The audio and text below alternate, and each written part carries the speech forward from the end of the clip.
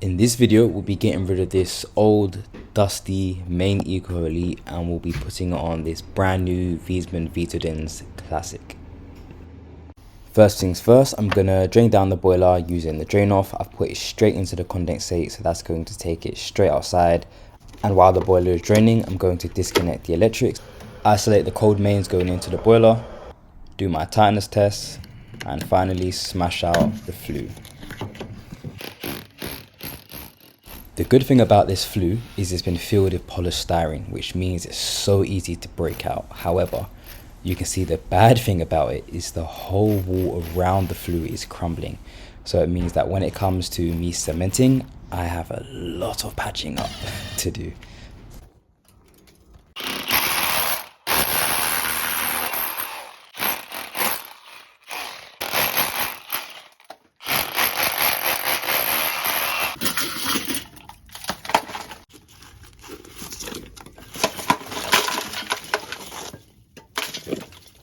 Now that the flue is out, I can start undoing all of the pipes underneath the boiler.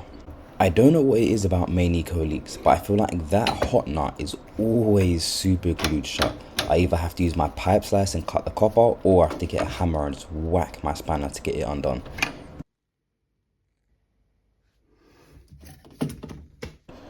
Alright, at this point the boiler is ready to come off. Now this boiler is a little bit high, so it's a little bit awkward to take off.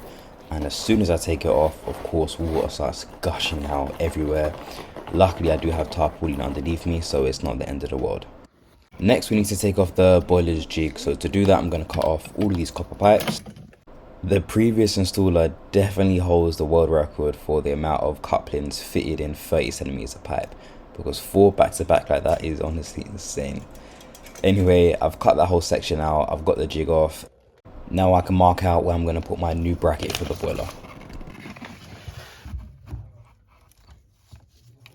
One thing I absolutely love about the newer boilers is how light they are, especially the ideals. I truly believe that I could hang that with one hand.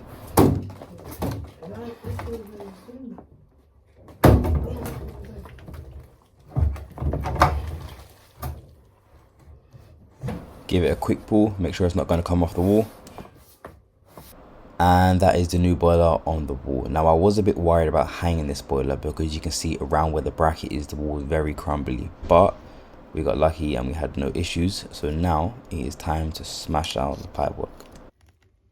Using my laser level, I screwed some clips to the wall so the pipes aren't flapping about everywhere when I'm trying to solder or press them.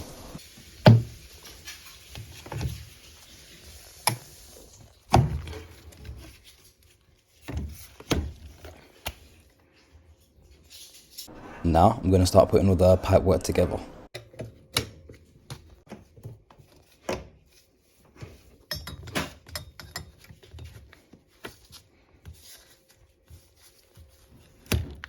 Like I said before, the wall's not the greatest, so this pipe for the hot clip is a bit shaky, but I'll sort that out later.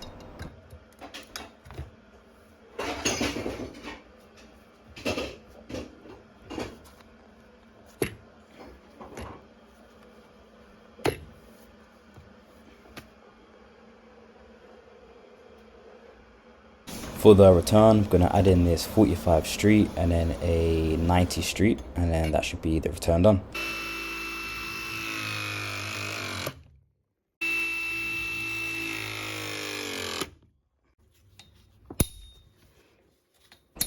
That's one pipe done, 6 more to do.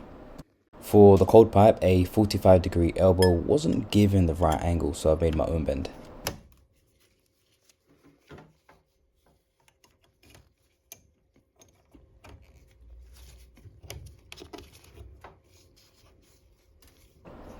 That fits together perfect. Now pressing that is going to be a little bit tight, so what I did was I marked it, took it out, pressed it, and now I'm putting it back in.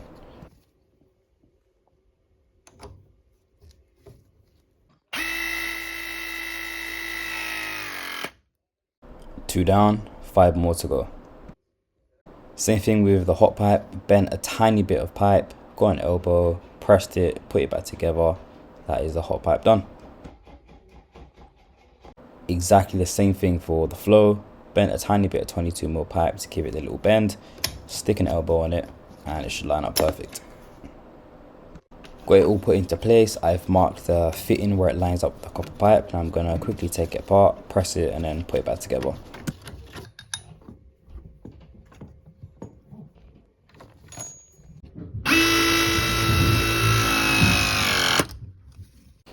Okay, so that's the 4 main pipes done. Now we can fill up the system. So far, so good. We have no leaks. Annoying thing is the gas pipe comes up in 15mm through the floor, but the gas meter is in a cupboard right behind me. So if I upgrade this whole section in 22, we shouldn't have a problem.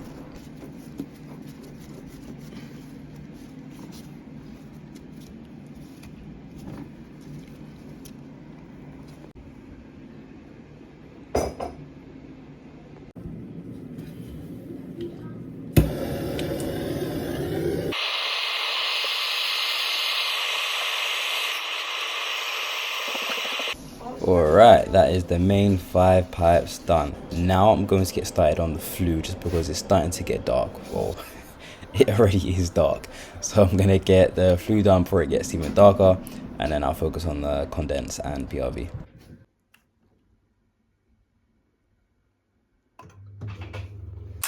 Right, so I'm coring through the wall, and you can see I've just joined the 2 cables together so I can get the boiler up and running, so I can do the flush while I'm doing the condense, PRV, cementing. So just gone through the wall. I'll add a tiny bit of overflow pipe there, and then that'll be the condense done internally.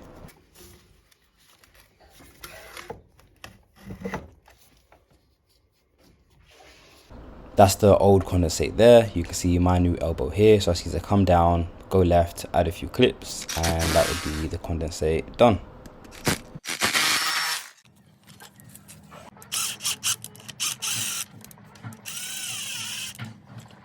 Alright, that is all the pipes done. So the condense and PRV are combined in this, so no need to drill another hole for the PRV. Only thing left is cementing this huge hole for the flue. I think I went through like 3 bottles of my sand and cement tubes. And that is it, all done. Done the chemical flush, everything's working, just need to do the benchmark, but apart from that, it's all done. Side note, if you are a gas apprentice or you want to get better at boiler repairs, then take a look at the links in the bio of my profile. You've got the Gas Engineer's Bible, which you can take onto jobs with you to help you diagnose and fix boilers and wire boilers. I've also recently launched Boiler HQ, which is made up of the organized video library of repairs, and then also the boiler fault finding simulator, which allows you to get the experience of fixing boilers, but from the comfort of your phone. There's no right or wrong answers. Each option you pick takes you down a new path, which allows you to work on your decision making skills when it comes to boiler repairs.